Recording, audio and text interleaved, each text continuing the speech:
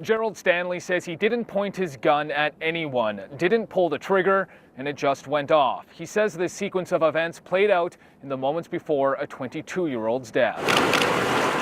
Taking the stand in his own defense, the 56-year-old rancher says he just wanted to make some noise and scare people in a loud vehicle that entered his yard in August 2016. After firing 2 warning shots from a Tokarev pistol, Stanley says he pulled the trigger again, but the gun didn't fire.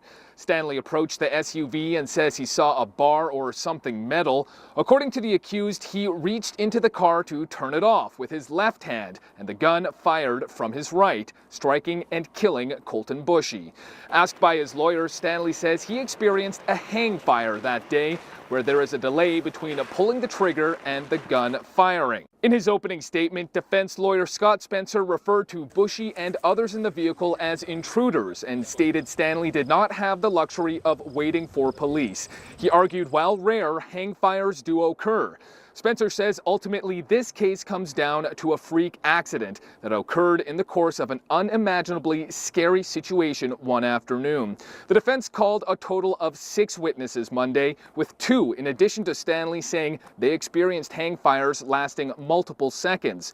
One Crown witness last week testified hang fires are rare and he'd never experienced one despite being a firearms expert. In court, the accused held the pistol in his right hand and the magazine in his left, the same way he says he did that day. To see the man who held that gun and shot him in the back of the head reenact what he did,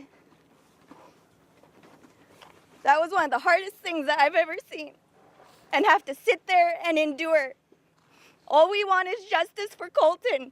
Stanley has pleaded not guilty to second-degree murder and remains out on bail. Ryan Kessler, Global News.